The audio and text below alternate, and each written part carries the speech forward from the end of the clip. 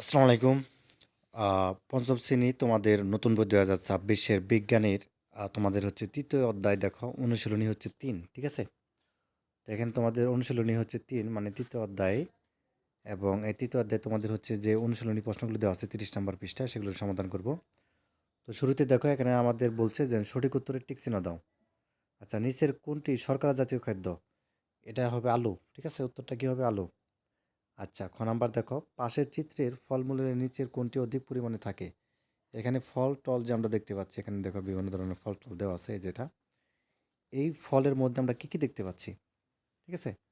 তো এই ফলগুলোর মধ্যে আমরা কি কি দেখতে পাচ্ছি? এখানে হচ্ছে আমাদের পেয়ারা রয়েছে, তাই না? আম রয়েছে, বা হচ্ছে আমলকি রয়েছে, জলপাই রয়েছে, তো বিভিন্ন কিছু রয়েছে।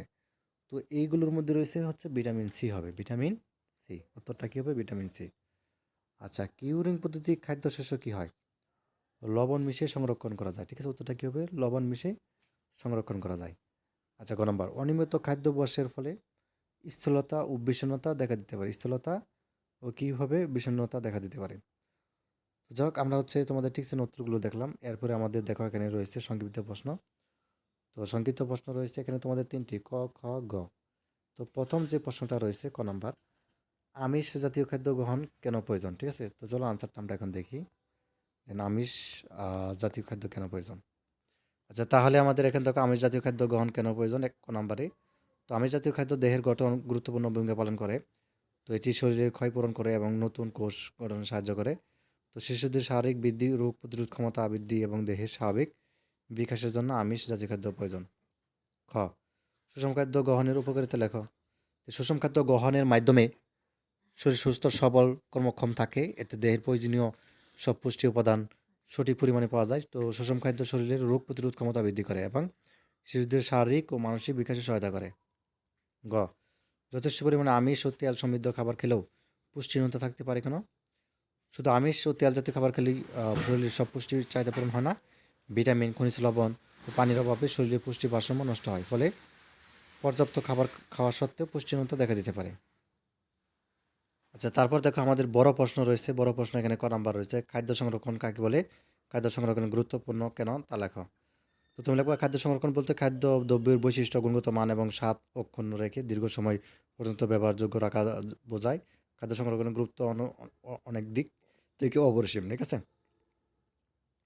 আর গুরুত্বপূর্ণ কেন সেটা লিখবা, যেন খাদ্য সহজে নষ্ট হয়ে যায় এবং পচনের কারণে খাওয়া আর অনুপযোগী হয়ে পড়ে, বা সংরক্ষণের মাধ্যমে খাদ্যের পুষ্টি, স্বাদ ও সতেজতা অক্ষুণ্ণ থাকে, বা খাদ্য সংরক্ষণের ফলে অণুজীব ব্যাকটেরিয়া উৎপাদন বাধাপ্রাপ্ত হয়, যা খাদ্যকে অর্থাৎ রোগ জীবাণুমুক্ত রাখে। তো যাক, এরকম ৩-৪টা পয়েন্ট দিয়ে দিবা, তাহলেই হয়ে যাবে। আচ্ছা, এরপর দেখো তোমাদের রয়েছে খ নাম্বার, নিয়মিত খাদ্য গ্রহণ কীভাবে আমাদের স্বাস্থ্য রক্ষায় ভূমিকা রাখে। তো তুমি লিখবে যে নিয়মিত খাদ্য গ্রহণ আমাদের শারীরিক সুস্থ ও শক্তিশালী কর্মক্ষম রাখে। এটি শুধুমাত্র আহ, পুষ্টি সরবরাহ করে না, বরং শরীরের অভ্যন্তরীণ প্রক্রিয়াগুলো সমন্বয় বজায় রাখে। যেমন, এক নাম্বার দিতে পারো, সময় মতো খাবার গ্রহণ করলে হজম প্রক্রিয়া ঠিক থাকে, পাকস্থলী ও অন্ত্র ঠিকভাবে কাজ করে, এবং ২ নাম্বারে শরীরে রোগ প্রতিরোধ ক্ষমতা বৃদ্ধি পায়, ফলে সহজে সংক্রমণ ঘটে না। ৩, শিশুরা নিয়মিত খাবার পেলে তাদের শারীরিক বৃদ্ধি ও মানসিক বিকাশ ঠিক থাকে, ঠিক আছে? এরকম। তারপর দেখো ৩ নঙে দিয়ে দিবা, কম খরচে সুষম খাদ্য তালিকা কীভাবে করা যায়। তুমি লিখবা যে সুষম খাদ্য তালিকা তৈরি করতে হলে খাদ্যের গুণ, পরিমাণ, পুষ্টি উপাদান বিবেচনা করতে হয়। আর কম খরচে সুষম খাদ্য তৈরি করা সম্ভব যদি খাদ্য দল অর্থাৎ অনুযায়ী সঠিক নির্বাচন করা হয়। শর্করা জাতীয় খাদ্য যেমন ভাত, তার মধ্যে আলু, রুটি পর্যাপ্ত পরিমাণে রাখা। প্রোটিন জাতীয় খাদ্য যেমন ডিম, ডাল, মাছ বা মাংস সাশ্রয়ীভাবে ব্যবহার করা।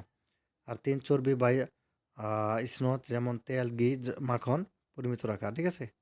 তো যা হোক, এই ছিল তোমাদের হচ্ছে মোটামুটি সংক্ষিপ্ত এবং তোমাদের হচ্ছে রচনামূলক প্রশ্ন, ঠিক আছে? এবং তোমাদের ৩০ নম্বর পৃষ্ঠা অনুশীলনী ৩ বা অধ্যায় ৩ থেকে আমরা দেখলাম। ধন্যবাদ সবাইকে।